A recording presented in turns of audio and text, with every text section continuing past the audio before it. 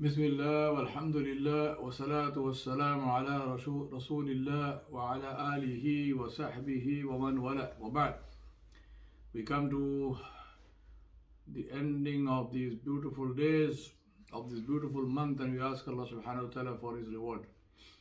29 juz begins with the Mubarak Surah, Surah Al-Mulk, where Allah said, تبارك الذي بيده الملك وهو على كل شيء قدير الذي خلق الموت والحياة ليبلوكم أيكم أحسن عملا وهو العزيز الغفور.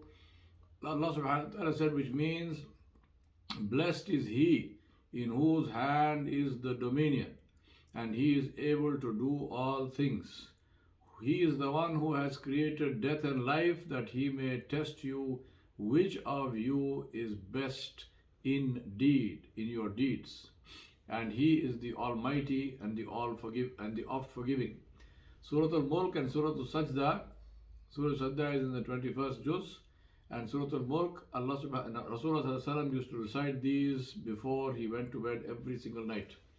Sayyidah Aisha Siddiqa radiallahu anha hadith, she said he did not go to bed until he had recited these two surahs. Surah Al-Mulk is one of the surahs which will inshallah intercede in the grave and on the day of judgment for the one who used to recite it. So these two surahs, inshallah, we must memorize them and we must recite them without fail before we go to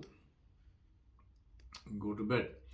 Then Allah subhanahu wa ta'ala said in Surah Al-Qalam, وَإِنَّ لَكَ لَأَجْرًا غَيْرَ مَمْنُونٍ وَإِنَّكَ لَعَلَى خُلُقٍ عَظِيمٍ فَسَتُبْصِرُ وَيُبْصِرُونَ. Allah subhanahu wa ta'ala said, and verily for you, O Muhammad sallallahu alaihi wasallam, will be an endless reward. And verily you, O Muhammad sallallahu alaihi wasallam, are on an exalted standard of character. You will see and they will see. Now think about this. Allah subhanahu wa ta'ala is not praising and mentioning Rasulullah sallallahu alaihi wasallam's ibadat. He is not mentioning and praising his fasting and so on. He is mentioning and praising his character, his akhlaq. So this shows us the importance of akhlaq. Then in Surah An-Nuh, we have these beautiful ayat. فَقُلْتُ اسْتَغْفِرُوا رَبَّكُمْ إِنَّهُ كَانَ غَفَّارًا يُرْسِلِ السَّمَاءَ عَلَيْكُمْ مِدْرَارًا وَيُمْدِدْكُمْ بِأَمْوَالٍ وَبَنِينَ وَيَجْعَلْ لَكُمْ جَنَّاتٍ وَيَجْعَلْ لَكُمْ أَنْهَارًا. Where Nuh alayhi salam said, I said to them, he told the people who were suffering and they came to him and asked him to make dua. He said, I said to them, ask forgiveness from your Rabb. Istighfar is the root of all goodness.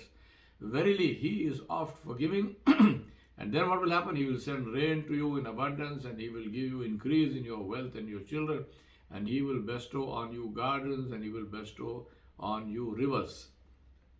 Then we come to Surah Al-Muzammil, which is one of the first of the surahs to be revealed after the first ayat of Surah Al-Alaq, where Allah said, Ya ayyuhal muzammilu qumil layla illa qalila nisfahu wa binqus minhu qalila أو زد عليه ورتل القرآن ترتيلا إنا سنلقي عليك قولا ثقيلا إن ناشية الليل هي أشد وطئا وأقوم قيلا. O you wrapped in garments, Muhammad sallallahu alaihi wasallam, see the love and the beauty of this address. O you wrapped in garments. Allah is not saying, Ya Muhammad, qum. O Muhammad, get up. No.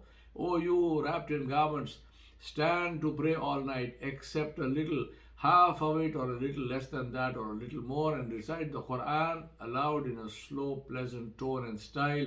Verily we shall send down to you a weighty word. Verily the rising by night for tahajjud is very hard, but most potent and good for governing the soul, and most suitable for understanding the word of Allah. This is the beauty of tahajjud. We ask Allah for this, inshallah. Then Allah subhanahu wa ta'ala in Surah Muddathir, Allah told us about the people, and they will be asked, Ma salakakum fi saqar? Qalu lam naku min al-musallin. They will be asked, what caused you to enter hellfire? They will say, we were not of those who used to pray. So important for us to pay attention to our salah. This is extremely important. And then we have Surah Al-Mursalat, which Rasulullah sallallahu alaihi wasallam recited in Maghrib on the Thursday before his passing the following Monday. This was the last time that he did Imamat. He led the Sahaba in Salah, and he appointed Abu Bakr as-Siddiq radiallahu anhu as the Imam of the Muslims. We ask Allah subhanahu wa ta'ala to help us to understand His kalam and to live our lives as He Jalla Jalaluhu ordered us to live. Wa sallallahu ala nabil kareem wa alihi wa sahbihi ajma'in bi rahmatika ya arhamar rahimin.